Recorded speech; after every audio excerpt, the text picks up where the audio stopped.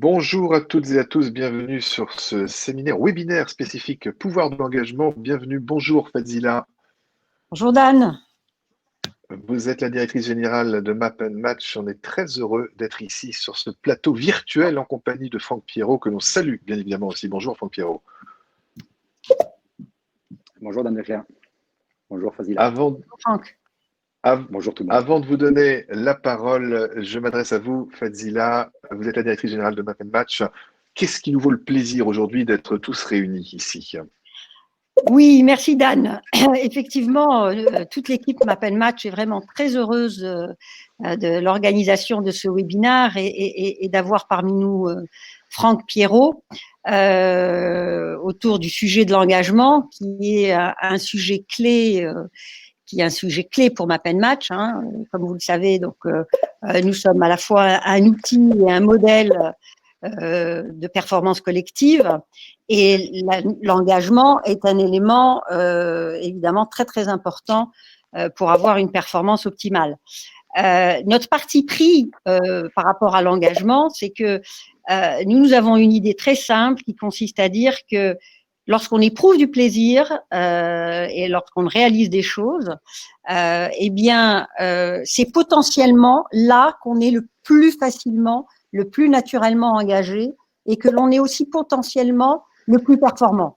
Donc, Map Match, c'est vraiment le lien entre le plaisir de faire et l'engagement. Et nous avons eu l'occasion de travailler avec Franck, et nous avons de belles success stories justement autour de l'engagement et de cette approche par l'appétence. Et donc, je suis vraiment très heureuse que Franck, grâce à la sortie de son livre, partage plus avec nous autour de ce sujet. Merci Fazila, je vais très vite rentrer dans le vif du sujet et nous allons tout de suite nous diriger avec Franck, bien comme vous le disiez Fazila, pour l'occasion de la sortie de son livre, Le pouvoir de l'engagement. C'est de ça dont il va être question, nous y reviendrons bien évidemment tout à l'heure. Tout de suite, bien sans plus tarder, Franck Pierrot, une première question, ou tout au moins d'abord un premier état des lieux. Juste pour nous remettre dans le contexte, nous sommes à Marignane, le 26 décembre 1994, vous avez 28 ans, et là, tout bascule. Oui, Dan Leclerc, tout à fait. Vous avez raison. C'est ce 26 décembre 1994. Je suis directement projeté dans une crise sans précédent, une crise d'envergure internationale, une crise que beaucoup de Français se souviennent. C'est la prise d'otage de l'avion Air France, pris en otage par 4 membres du GA islamique, et qui va se terminer merveilleusement bien, puisque tous les otages seront libérés. Par contre, cette crise va me faire, et cette opération va me faire basculer dans un niveau d'engagement que je n'avais pas imaginé jusqu'à là, et qui fait que j'ai pris conscience que l'engagement pouvait aller jusqu'à la mort. Mais surtout, j'ai compris à ce moment-là que l'engagement individuel est extrêmement important, mais il ne pouvait avoir de sens que si tout le monde s'engageait et qu'on puisse compter sur un collectif très fort. Et c'est grâce à ce collectif extrêmement puissant que nous avons réussi cette opération en 1994. Alors, ce collectif très puissant, il se définit de plusieurs manières. On y reviendra et vous aurez bien sûr, vous qui participez en tant qu'internaute, poser des questions. Il y aura un moment d'ici une demi-heure après la présentation de Franck, possibilité de lui poser des questions en direct. Cet engagement, vous le disiez, Franck Pierrot, il pourrait se décomposer en fait en 3 points qui sont les 3 axes principaux que vous souhaitez partager avec nous. En 1, la confiance, en 2, l'esprit d'équipe, et en 3, la responsabilisation. Commençons tout de suite par la confiance d'abord en soi, mais également en l'autre, et quel lien pouvons-nous faire entre cet engagement, cette confiance et l'entreprise, et bien sûr votre expérience au GIGN. Alors, tout à fait, Dan Leclerc, vous avez raison. C'est-à-dire qu'aujourd'hui, on cherche à engager les collaborateurs dans l'entreprise. On a des outils, on a l'outil Map Match pour ça, on a des mises en situation qui peuvent être faites. Par contre, l'entreprise voudrait systématiquement que les collaborateurs soient engagés, mais l'engagement, ce n'est pas un objectif. L'engagement, c'est une conséquence. C'est la conséquence de la création d'un contexte et de la mise en place de 3 clés, celles que vous venez de citer. La première, la confiance, la deuxième, l'esprit d'équipe, et la troisième, la responsabilisation. Alors, pour le premier point, la confiance en soi, la confiance en l'autre, la confiance en l'organisation, la confiance en l'entreprise, la confiance en ses dirigeants, en ses managers, en ses collaborateurs. C'est extrêmement important. Alors, c'est fondamental dans une entreprise, la confiance. Au GIGN, la confiance, c'est tout simplement vital. C'est une question de vie ou de mort. Pour vous donner une petite anecdote, au GIGN, la confiance, c'est tellement important qu'on a créé maintenant, il y a de nombreuses années, une mise en situation qui nous permet de la visualiser, cette confiance. Et cette épreuve s'appelle le tir plateau. C'est une épreuve qui consiste à tirer à balles réelles sur un camarade. Alors, c'est un acte symbolique extrêmement fort qui consiste à tirer avec un 357 sur un collaborateur qui se trouve à une distance de 15 mètres et de viser et de casser un petit plateau d'argile qui est porté par un camarade sur un gilet pare-balles. C'est un acte symbolique extrêmement fort car il nous ramène dans le fait de savoir que le tireur a l'obligation d'atteindre son objectif. À aucun moment il peut louper sa cible. Mais également, celui qui porte le gilet pare-balles doit avoir une extrême confiance en le tireur. Donc, d'où la confiance en soi, non, la confiance en l'organisation qui a créé cette épreuve quelques années auparavant. C'est vraiment ce lien de confiance en soi, confiance en l'autre et confiance en l'entreprise. Vous dites que c'est un acte symbolique, je me permets de rebondir. C'est pas si symbolique que ça va un peu au-delà, voire même très au-delà. Vous le précisez dans votre livre également, c'est la dernière épreuve auquel les futurs aspirants au GIGN sont engagés à réaliser. C'est quand même pas rien. C'est pas rien, et c'est pas rien, c'est symbolique dans l'explication. Par contre, c'est pas rien dans la matérialisation, puisque ça nous permet justement de le visualiser. Et ça nous décale pas tant que ça de l'entreprise, parce que on a de nombreuses situations dans l'entreprise dans lesquelles on peut accompagner un collaborateur pour qu'il puisse avoir confiance en lui, mais également pour que les autres puissent avoir confiance en lui et qu'il puisse avoir confiance en les autres. Donc, on a des situations nombreuses comme mettre un collaborateur sur un projet nouveau, lui faire sortir un petit peu de sa zone de facilité, sa zone de bien-être, en tous les cas de confort, pour aller chercher des choses un petit peu plus délicates, pour se mettre un petit peu en difficulté. Parce qu'encore une fois, c'est dans tout ça qu'on grandit, c'est dans tout ça qu'on prend confiance en soi. Il y a la notion également, bien sûr, de sécurité, de responsabilité. Hein, c'est le deuxième point. Juste avant de passer à ces autres points, la confiance dans l'entreprise ou au GIGN, il y a beaucoup de choses qui peuvent s'acheter dans la vie, mais la confiance, ça ne s'achète pas, ça se mérite. Oui, la confiance ne s'achète pas, la confiance se gagne, la confiance se crée, c'est quelque chose qui se construit. Et comme je l'explique très bien dans mon livre au niveau du premier chapitre sur la rigueur et la rigidité, c'est vraiment, ça se développe par l'acquisition de compétences. Avec la confiance, on ne peut pas tricher, on ne peut pas avoir que des paroles, on est obligé d'avoir des actes. Ça se travaille, ça se construit, et pour ça, il faut développer de la compétence. Avoir confiance en soi, c'est développer des compétences au maximum.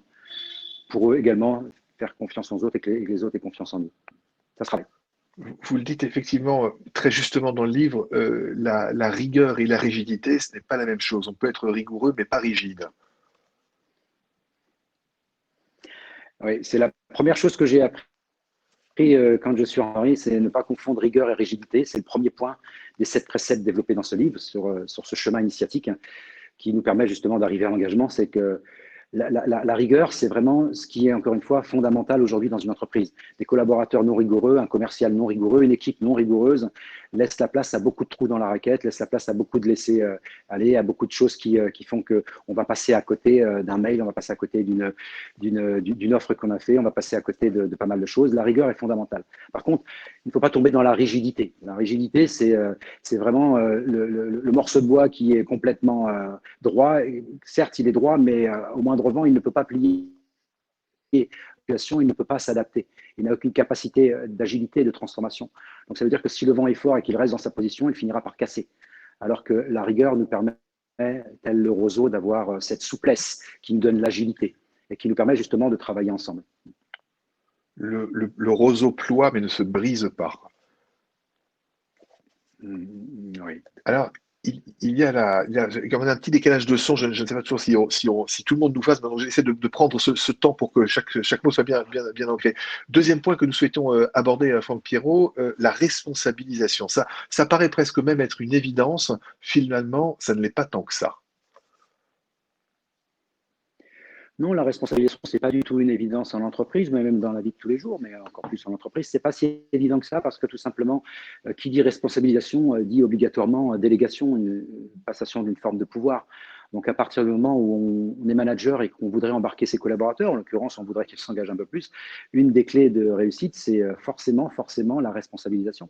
Mais la responsabilisation aussi, elle passe par la connaissance des collaborateurs. Pour ça, si je reviens quelques instants sur l'outil Match, il permet aussi bien aux managers et aux collaborateurs d'apprendre à mieux se connaître. Donc, en se connaissant mieux, on sait exactement ce que l'on peut déléguer plus facilement ou moins facilement à un collaborateur. Et donc, responsabiliser une personne, d'ailleurs que ce soit un collaborateur ou un manager, il n'y a pas de niveau pour la responsabilisation. C'est que, oui, forcément, ça embarque parce que ça donne la vraie sensation de participer à la construction de l'œuvre. Ça permet de pouvoir valider le sens dans lequel on va, mais également, ça donne envie, avoir un manager qui nous responsabilise, ça donne envie de travailler avec lui. Et puis, la responsabilisation, ça permet d'embarquer tout le monde, c'est clair, complètement clair. Il y a une proximité dans cette responsabilisation, dans le fait d'emmener tout le monde, vous le dites dans le pouvoir de l'engagement, dans le titre, hein, c'est la méthode qui va faire de vous le leader de votre vie. Finalement, du manager au leader à la responsabilisation, celui qui va entraîner, c'est une notion encore qui chapeaute cet ensemble, c'est une inspiration presque. Tout à fait, tout à fait. Encore une fois, tout ça passe par le leadership, son propre leadership, mais pas le leadership pour le pouvoir, le leadership pour pouvoir embarquer d'abord soi-même et les collaborateurs. Encore une fois, si je reviens quelques instants sur la prise d'otage de Marseille Marignane, et si je veux faire le lien avec l'engagement, il faut bien imaginer qu'au moment, lorsque nous allons monter dans cet avion, on ne peut pas monter dans cet avion avec la moitié des collaborateurs engagés.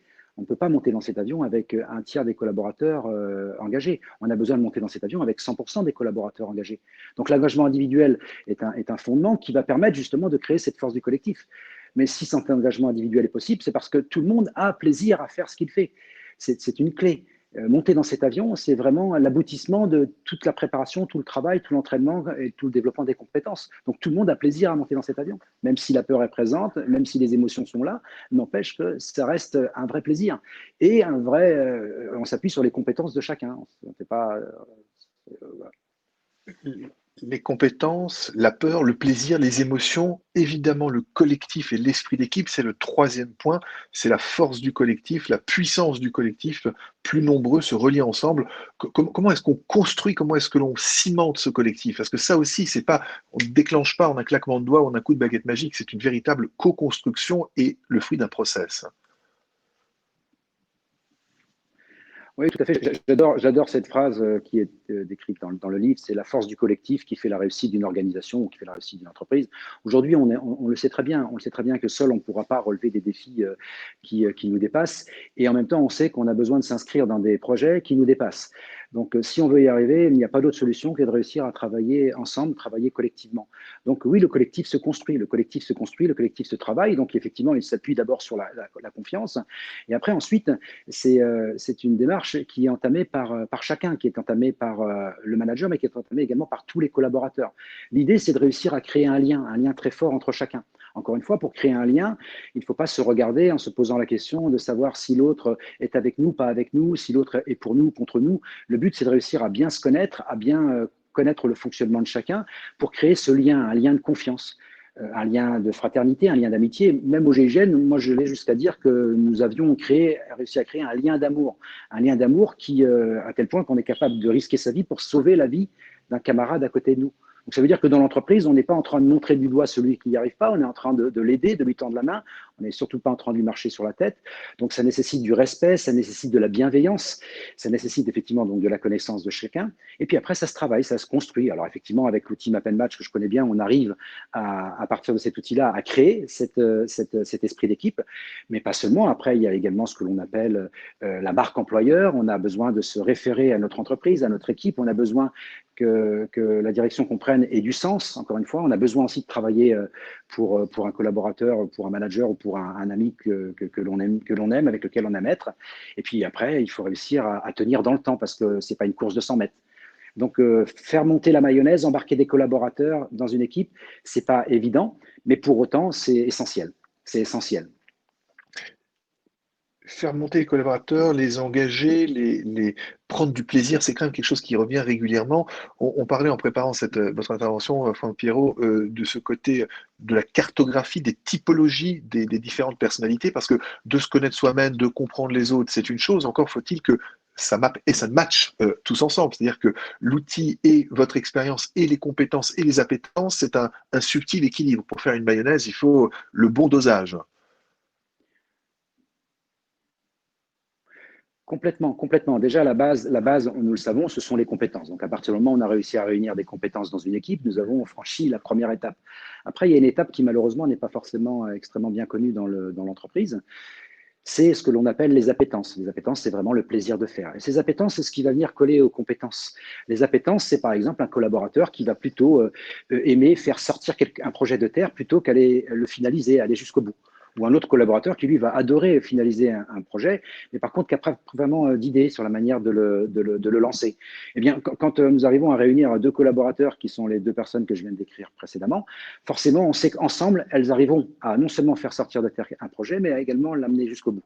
Eh bien, ce binôme que je viens de créer virtuellement devant vous, c'est exactement la même chose au sein d'une équipe, un comité de direction, une équipe projet, une équipe du quotidien. C'est de réussir à pouvoir faire matcher les appétences de chacun de façon à ce qu'on soit dans le déclenchement du plaisir, qui fait qu'on optimise au maximum les compétences de chacun. Et c'est vraiment le travail de cet outil MapNmatch. Oui.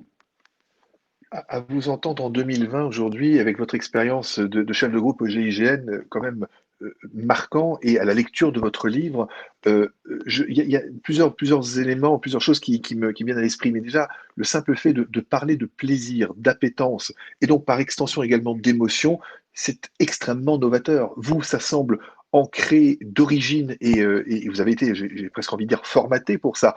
Comment est-ce qu'aujourd'hui on peut transformer concrètement ces conseils et ces appétences de plaisir pour les rendre vivants et accessibles dans l'entreprise? Parce que ça me semble comme en tout cas très nouveau.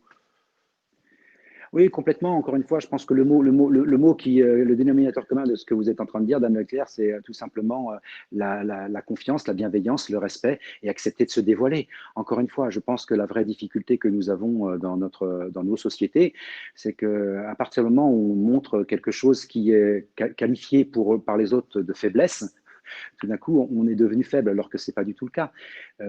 Quand on parle d'émotion, il ne s'agit pas du tout de faiblesse. L'émotion n'est pas du tout une faiblesse. L'émotion, au contraire, est un merveilleux outil. Par contre, à partir du moment où on se noie dedans, ça devient une faiblesse si on est noyé dedans. Mais à partir du moment où on sait maîtriser les émotions, c'est un magnifique outil. Tout à l'heure, vous parliez d'appétence. Les appétences, c'est aussi accepter d'avoir des forces. Alors là, en général, on est assez à l'aise quand on reprend les forces que je décrivais tout à l'heure, c'est-à-dire d'aller jusqu'au bout. Par contre, si on n'aime pas forcément lancer le projet, c'est perçu par les autres comme une faiblesse. C'est pas une faiblesse, c'est juste un point de vigilance qui nécessite que les autres le sachent et que vous le sachiez. Par contre, à partir du moment où on sait tout ça, on va mettre nos forces à contribution et on sera encore 10 fois plus fort. Alors que si on essaye absolument de ne développer que la faiblesse, enfin ces points de vigilance, on va y mettre des années, mais on aura perdu peut-être même toute notre force. Et ce qui fait que c'est dommageable pour soi-même et pour l'équipe.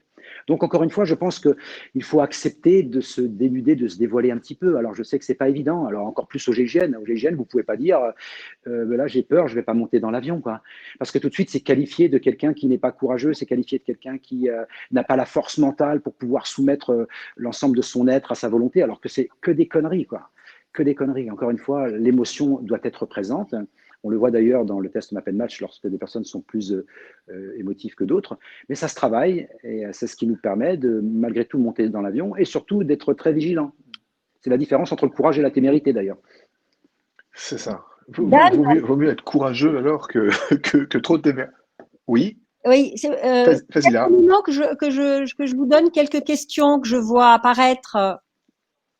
Ah, mais avec grand plaisir. Donnez-nous les questions, Fazila, parce que évidemment, on en a encore. Moi, j'en ai encore plein. Franck a encore beaucoup de choses à dire, mais prenons déjà des premières questions. Et je voudrais revenir après sur l'engagement. Mais Franck, allons-y. Donc, Franck, une question d'Armel qui vous demande avez-vous connu des déceptions vis-à-vis des personnes ou d'organisations et comment les avez-vous gérées sur le plan professionnel et sur le plan personnel, tant au niveau de l'émotion et de l'estime de soi? Non, j'ai jamais eu de déception dans ma vie. Non, je plaisante. Bien sûr. J'ai eu beaucoup de déceptions. Beaucoup de déceptions parce que tout simplement, la déception provient de notre part. C'est-à-dire qu'à partir du moment où on s'attend à quelque chose, eh bien, soit on est satisfait, soit on est déçu. Oui, j'ai eu des déceptions au niveau de collaborateurs, j'ai eu des déceptions au niveau d'organisation, bien évidemment. Alors, encore une fois, c'est une remise en part parce que ça veut dire que peut-être on attendait quelque chose qui n'était pas possible d'obtenir parce que soit l'autre ne pouvait pas le fournir et donc on avait peut-être mis trop d'attentes. Peut-être on n'avait pas assez compris comment fonctionnait l'autre. On a tendance en tant qu'être humain à partir systématiquement de notre point de départ. On croit que l'autre est exactement comme nous. alors qu'en réalité, son point de départ n'est pas le nôtre. Donc déjà, on serait un peu moins attentiste, peut-être un peu moins exigeant si on partait de son propre point de départ. Donc je pense, en l'occurrence, pour répondre à la question de l'attente individuelle, de la déception individuelle. La déception collective, souvent, enfin, en tous les cas, quand je l'ai eu en termes d'organisation, j'ai souvent perçu comme un moment où il fallait que je change, un moment où il fallait que je me transforme, un moment où il fallait que je perçoive d'autres horizons. Donc oui, systématiquement, je ne me suis jamais laissé abattre. Systématiquement, j'ai cherché toujours à ce que l'on appelle aujourd'hui rebondir, en tous les cas, essayer de percevoir tout ça comme des indicateurs qui me conduisaient vers un autre chemin. Et c'est comme ça que je l'ai fait. D'ailleurs, vous le découvrirez bien dans mon livre. C'est exactement ce cheminement que j'ai connu. Merci Franck. Oui, Dan, je vous redonne la parole. On a perdu Dan. Nous avons perdu Dan. Bon, nous avons perdu Dan. Franck, si, Dan est là? Ah. Je suis de retour. Je suis de retour. Les miracles et les interrogations de l'informatique. Fadi, là, je vous entendais, je ne vous voyais plus. D'accord. Non, très bien. Je vous redonne la parole, Dan. Alors, on redémarre. Merci, Fazila. Je voulais revenir, Franck, sur la notion d'engagement. On a parlé des différentes thématiques que vous avez évoquées, la confiance, l'esprit d'équipe, la responsabilisation. N'oublions pas aussi ce pouvoir de l'engagement. Et vous avez commencé par la fin. J'aime bien commencer par le dessert, comme ça nous permet d'être encore plus en appétence et en plaisir et en appétit. Au début de votre livre, vous évoquez votre début de carrière, votre parcours. Vous êtes quelqu'un qui a fait de grandes études. Je crois que juste avant le bac, ça s'est arrêté, comme moi. On a comme ça ce plaisir de se retrouver sur des sujets, et ce n'est pas parce qu'il n'y a pas d'études supérieures qu'on ne peut pas arriver, réussir et encore, en tout cas, en tirer un certain nombre de voyages initiatiques. Ce que vous avez, c'est un travail sur vous-même que vous avez fait également, que vous partagez. Et au début de votre livre, vous parlez de cet engagement sur un sujet extrêmement basique. C'est le nettoyage d'une cour. C'est comment trouver du plaisir dans quelque chose qui pourrait sembler totalement anodin, mais qui finalement va donner du sens, va donner de l'engagement, et va finalement guider l'ensemble de votre vie. Oui, c'était une question très intéressante, Dan Leclerc, très, très intéressant. Effectivement, là, vous êtes en train de me renvoyer à un acte très basique, un acte très simple. Je crois qu'aujourd'hui, nous avons une difficulté majeure qui est une difficulté liée à l'ego, qui est liée à l'ambition, qui est liée surtout pour moi à quelque chose que j'appellerais la précipitation, que j'appellerais la non-gestion du temps. On voudrait déjà être arrivé alors qu'on n'a pas encore commencé à marcher. Lorsque je poussais le balai dans cette cour, comme vous l'évoquez, bien évidemment, sur le moment, je peux peut-être avoir une difficulté de sens. Mais encore une fois, à partir du moment où on commence à imaginer que ce que l'on fait est un parcours initiatique, que ce que l'on fait peut nous apprendre à grandir, à comprendre un certain nombre de choses, d'ailleurs que l'on retrouve dans mon livre, eh bien, ce que j'ai compris en poussant le balai, c'est que mon ego allait prendre un coup. Si je m'attendais tout de suite à une mission extraordinaire, j'allais déjà commencer par pousser le balai.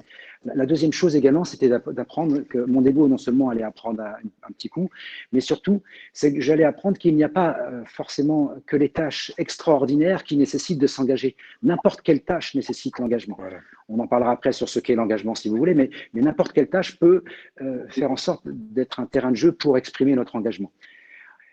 On n'est pas obligé d'attendre la super mission pour se dire là, je vais m'engager maintenant, sinon avant, je ne ferai rien. D'ailleurs, il y a une phrase sur l'engagement qui est importante à bien comprendre, c'est que de plus en plus, les personnes se désengagent de beaucoup de choses autour d'elles. La problématique, c'est qu'à force de se désengager de tout ce qu'on a autour de nous, on finit par se désengager de notre propre vie. Donc, encore une fois, restons engagés. Et donc, si je reviens sur cette histoire de balai, oui, donc je ne trouve pas forcément le sens au départ, sauf à me dire, je suis en train de comprendre que j'apprends quelque chose. J'apprends quelque chose qui va m'amener aussi à la temporisation. Step by step, allons-y tranquillement. On voudrait déjà être arrivé à la fin du chemin, alors que ce qui compte, on le sait très bien, vous le savez tous, c'est pas d'être arrivé, c'est le chemin qui compte. C'est lui qui nous fait grandir, c'est le parcours initiatique que vous avez évoqué. C'est le chemin, et de là, je vous cite également, ou je cite tout moi, je vous laisserai citer Jean Gabin, ne pas confondre objectif et conséquence. Oui, c'est le deuxième chapitre de ce livre qui va exactement avec ce que vous évoquiez là, le balai dans la cour. C'est qu'encore une fois, aujourd'hui, être riche, ce n'est pas un objectif, c'est une conséquence. Et là, vous citiez Jean Gabin, être célèbre, ce n'est pas un objectif, c'est une conséquence. Jean Gabin était célèbre une fois qu'il avait fait 100 et des films. Mais avant tout, il a fait 100 et des films. Il a travaillé, il a produit, c'est investi, c'est engagé. Donc, ce que je veux vous dire par là, c'est que effectivement, à trop vouloir regarder loin, on en oublie de réaliser ce qu'on a réalisé au quotidien, l'essentiel. À trop vouloir obtenir la réussite de son entreprise, on oublie de faire tout le travail qu'on a à faire avec ses équipes, tout le travail qu'on a à faire avec ses collaborateurs. On oublie l'essentiel. Donc, reprenons bien les fondamentaux et en conséquence, ça arrivera. Et c'est pareil pour l'engagement. L'engagement, reprenons les fondamentaux, développons la confiance, l'esprit d'équipe, la responsabilisation. Je parle pour une entreprise. Et là, l'engagement arrive. Et pour nous, en tant qu'individus, appliquons le précepte les 7 préceptes compris dans ce livre et tranquillement, l'engagement arrive comme il est venu en moi et aujourd'hui, il est extrêmement présent en moi, toujours. Quelques Quasiment questions? naturellement. Quelques questions? Quelques questions. Allons-y, quelques questions. Pour ne pas frustrer nos éditeurs. Oui, ça serait dommage quand même. Ils sont nombreux à nous suivre. Oui, oui, tout à fait. Donc, serait-il possible d'avoir des anecdotes de votre expérience au GIGN qui illustrent la confiance ou encore la responsabilisation? Je vous en donne 2, comme ça, tant que j'ai le micro, j'en profite. Est-ce que vous avez eu, donc deuxième question, est-ce que vous avez eu des moments de découragement ou de perte de régime? Donc, entre parenthèses, je n'ai pas trop l'impression que cela dit, puisque vous êtes fondamentalement un super battant. Mais vous avez géré comment dans l'instant, justement, ce découragement et cette perte de régime? Et puis aussi une question de manière plus générale sur qu'est-ce qui vous a poussé, qu'avez-vous vécu enfant, qui a sans doute été à l'origine de votre vocation? Achetez le livre, vous saurez tout. Oui, achetez le livre, vous saurez tout. Alors là, concernant la première question, des anecdotes sur la confiance et la responsabilisation, effectivement, Dan Leclerc a raison, il y en a beaucoup dans le livre, mais je vais répondre à votre question parce que ce serait trop simple de vous renvoyer au livre. Des anecdotes sur la confiance, il y en a beaucoup. À vrai dire, l'environnement professionnel, le travail est un magnifique terrain de jeu qui permet, si on le regarde comme un terrain de jeu, de créer des situations qui permettent à l'autre et à soi-même de développer sa confiance. Alors encore une fois, ça dépend de quel côté on se positionne. Si on est un manager, on a l'obligation de créer des situations qui permettent à nos collaborateurs de grandir. C'est une responsabilité que nous avons en tant que manager de faire grandir nos collaborateurs, comme c'est une responsabilité que nous avons d'essayer de grandir. Encore une fois, grandir, ça ne veut pas dire forcément prendre du galon et du pouvoir. Grandir, ça peut aussi être grandir spirituellement, de grandir humainement.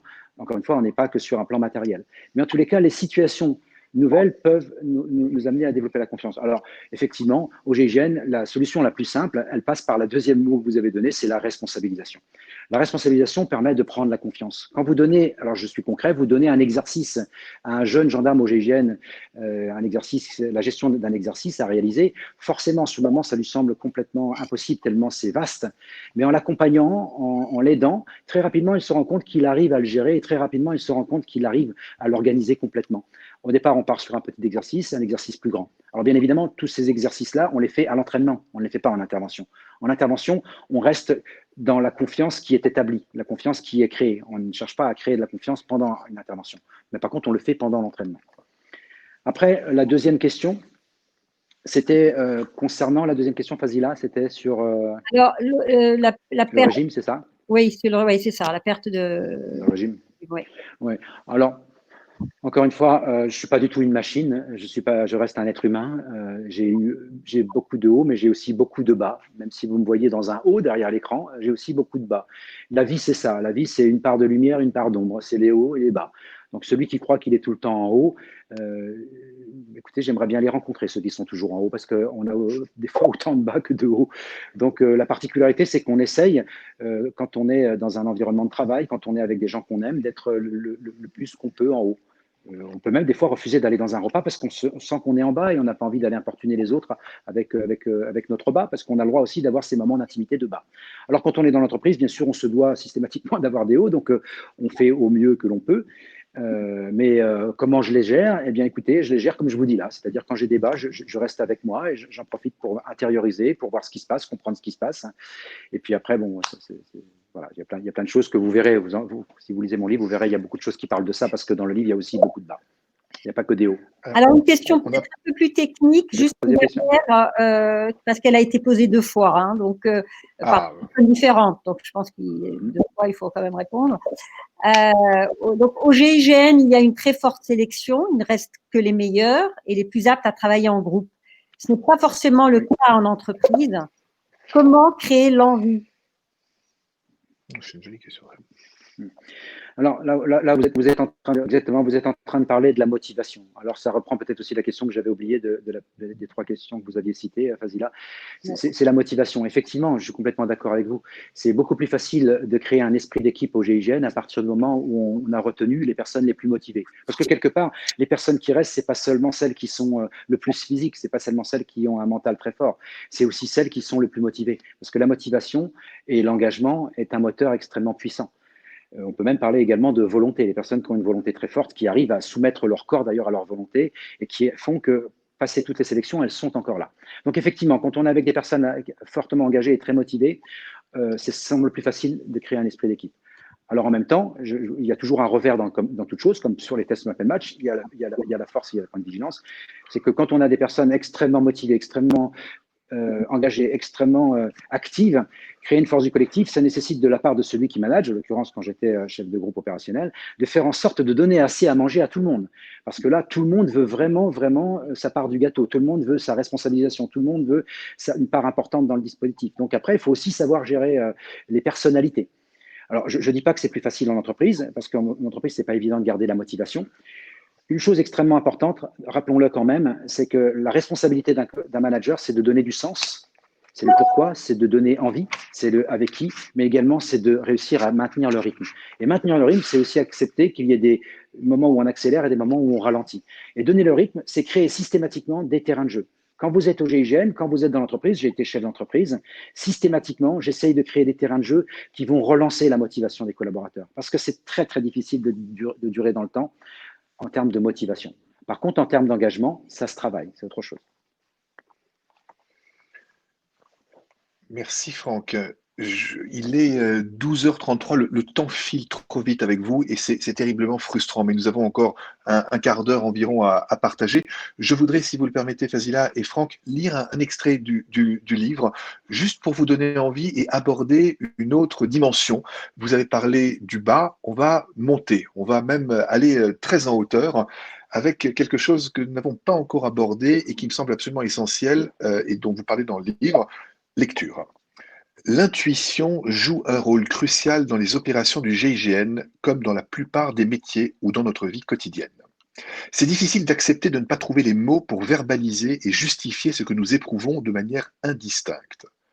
Lors d'un entraînement de parachutisme en montagne avec l'équipe des chuteurs opérationnels du GIGN, j'ai eu l'occasion de comprendre et d'ancrer définitivement en moi l'aide apportée par l'intuition quand nous acceptons de nous écouter. 3 petits points. Est-ce que, Franck, vous pouvez nous donner la suite de l'histoire, parce que vous savez où je veux arriver, et nous raconter en quelques mots, en laissant quand même un petit peu de suspense ou pas, je vous laisse libre cours et libre choix de dévoiler ce moment particulier du livre qui m'a fait chuter et chavirer. Je vais le raconter complètement, puisque autant de personnes ont décidé d'assister à ce webinaire, donc je ne peux pas leur laisser que la moitié. Oui, effectivement. Donc c'est un exercice, qui est réalisé avec l'équipe chute européenne opérationnelle, donc des parachutistes qui vont sauter à 4000 mètres. Donc nous allons effectuer un entraînement pendant une semaine et lors d'un des sauts qui est un saut qui va s'effectuer en montagne. Il faut savoir que les sauts en montagne sont un peu particuliers, c'est un peu comme les sauts sur la mer et les sauts dans le sable. On a toujours un petit peu de mal à apprécier l'altitude parce que la neige est blanche, l'eau est de sa couleur et le sable, pareil, est jaune. Donc, on a toujours du mal à apprécier l'altitude. Donc, on part avec l'équipe Chute Europe, on saute à partir d'un Transal, c'est un gros avion militaire, et on va sauter depuis la tranche arrière d'un avion, c'est-à-dire l'arrière de l'avion va s'ouvrir. Donc, nous montons tous dans l'avion, nous sommes en train de nous présenter sur ce que l'on appelle l'axe de largage. Donc, nous sommes à 4000 mètres de hauteur. Il faut savoir que nous allons sauter dans une cuvette. On est censé sauter dans une cuvette qui se trouve à 1000 mètres d'altitude. Donc, ça veut dire que nous sommes partis au niveau de la mer à 0 et nous sommes montés dans un avion. Nous sommes positionnés à 4000 mètres. Nous allons sauter dans une cuvette qui se trouve à 1000 mètres. Et nous avons encore besoin de 1000 mètres pour pouvoir avoir le temps d'ouvrir notre parachute. Donc, ça veut dire qu'en sortant à 2000 mètres, à 4000 mètres, pardon, la tranche arrière va sortir. Nous devrons sauter et ouvrir notre parachute à 2000 mètres pour pouvoir être positionnés dans la cuvette à 1000 mètres. J'en ai peut-être perdu parmi vous, mais vous trouverez l'explication claire dans le livre. Mais sinon, globalement, il se passe la chose suivante. Nous sommes sur l'axe de largage. L'avion se présente sur la montagne. Enfin, dans tous les cas, est censé se présenter sur la cuvette. Comme nous sommes à l'entraînement, il y a une sécurité, il y a une personne qui est au sol et qui guide l'avion.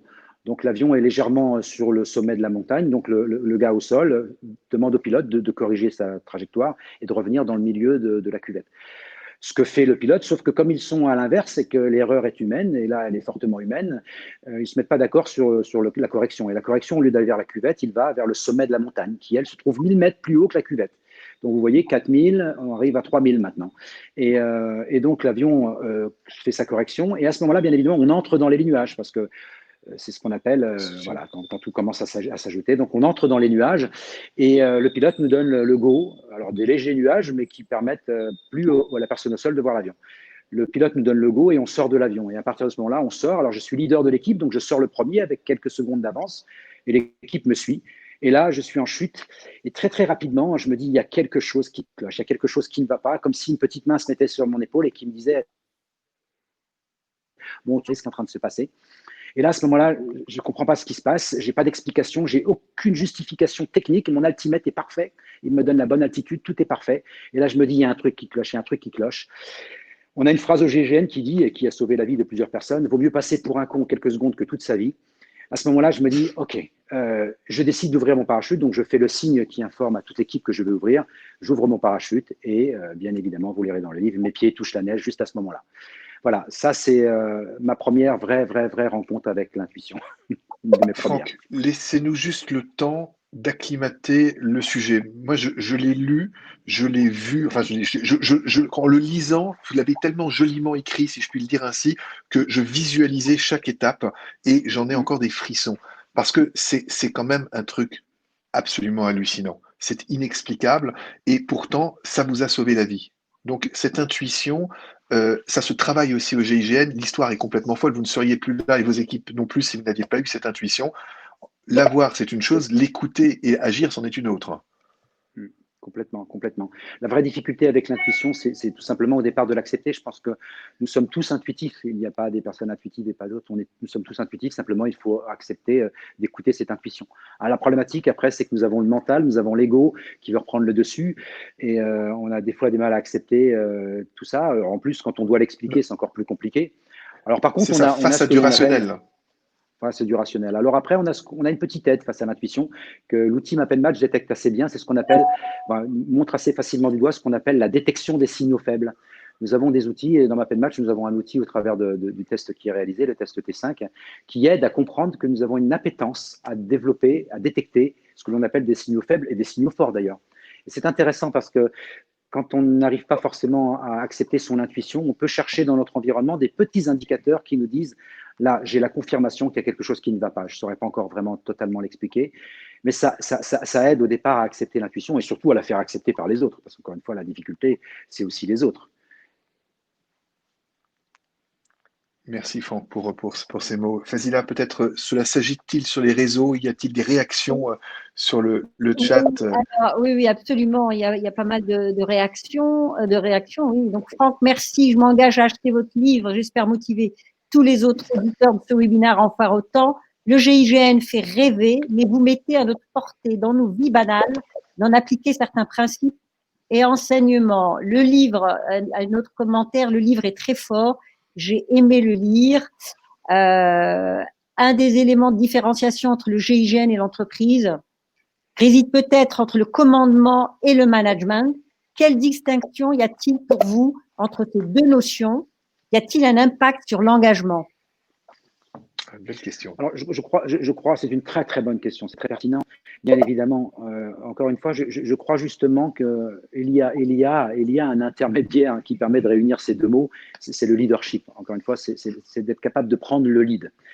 Alors, contrairement à des idées reçues, le commandement, ce n'est pas uniquement le fait de dire vous faites ce que je dis et puis ça ne se passe pas autrement. C'est pas uniquement quelque chose qui descend du bas. Le commandement dans l'armée de plus en plus, alors ça l'a été peut-être il y a quelques décennies, Aujourd'hui, c'est vraiment un commandement qui est beaucoup plus participatif et collaboratif. Par contre, la différence qu'il va y avoir peut-être, comme ça l'est dans l'entreprise, ou en tous les cas, comme ça devrait être dans l'entreprise, c'est-à-dire un management plus collaboratif et participatif. Par contre, peut-être que la différence entre l'un et l'autre se pose sur un mot qui est le mot courage. Et peut-être que le mot qu'il faut rajouter au management, c'est le courage managérial. C'est vrai que dans l'armée, on va avoir peut-être des personnes qui seront un petit peu plus autoritaires, tout en étant très collaboratives et qui à un moment vont dire stop, maintenant c'est bon, on a débattu, maintenant nous allons faire comme ça. Parce qu'il y a un moment, il faut savoir décider, il faut trancher, il faut arbitrer. Le collaboratif doit mener à une décision. Et la décision, ce n'est pas forcément la décision du plus grand nombre. C'est la somme de ce qui est dit de plus intelligente. J'ai discuté un jour avec un président dans une entreprise qui a fait cette différence entre commandement et management. Et il dit, moi, les décisions, les trois quarts ne viennent pas de moi. Les décisions, c'est le fruit de l'écoute de ce qui était dit de plus intelligent dans mon quotidien. Et je retiens ce qui est de plus intelligent et je m'approprie tout ça et je prends une décision. Mais à aucun moment, elles sont forcément unanimes. À un moment, il doit trancher. Par contre, c'est encore une fois le fruit d'une grande réflexion et d'une analyse.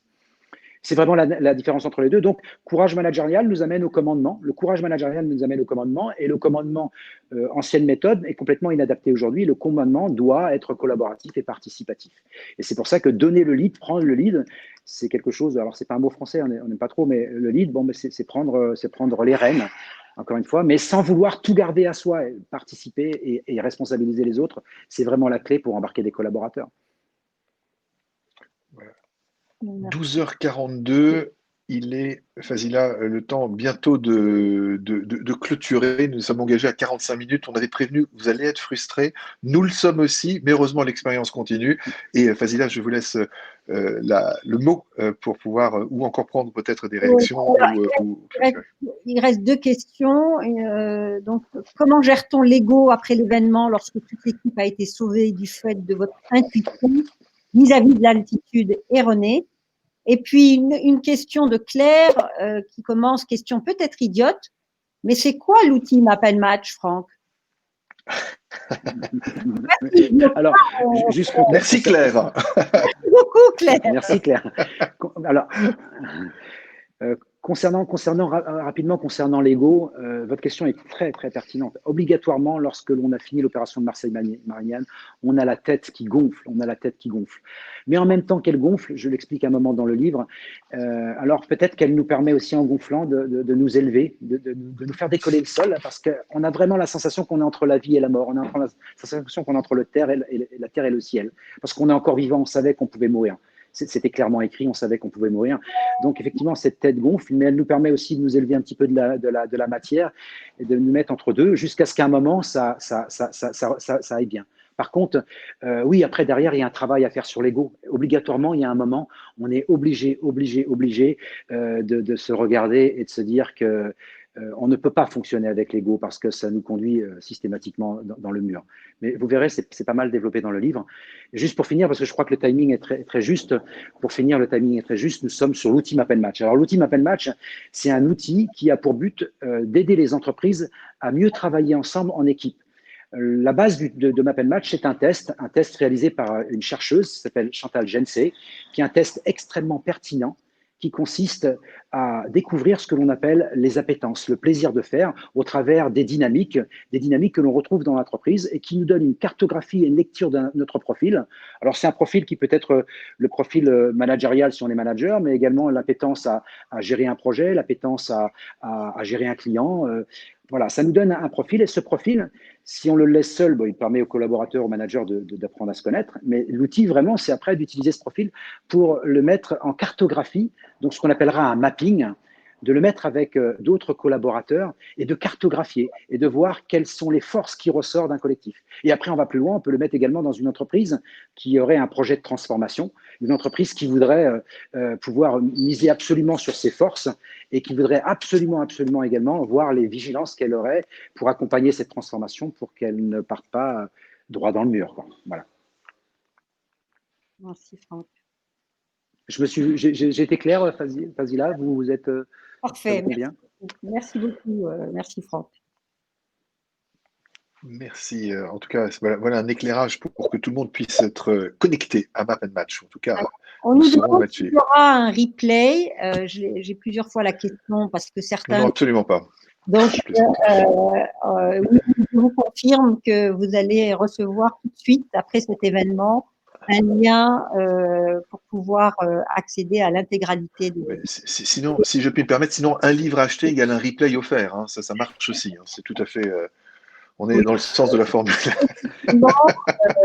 Si vous avez apprécié l'intervention, c'est vrai que le livre de Franck est un livre vraiment formidable, captivant, parce que quand on le commence, on le lit tout de go, on n'arrête Oui, pas, et il y a beaucoup de résonance à la fois avec sa vie personnelle, mais aussi professionnelle, quel que soit son métier.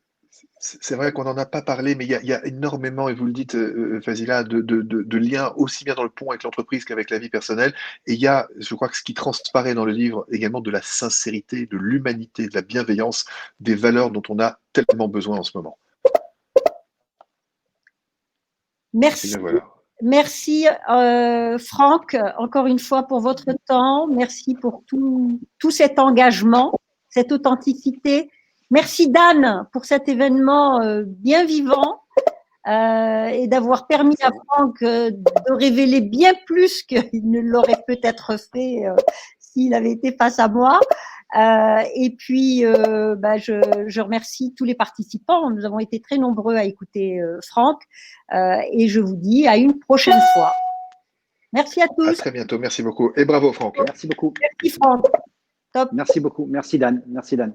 Merci, Fazila. À très bientôt. À bientôt.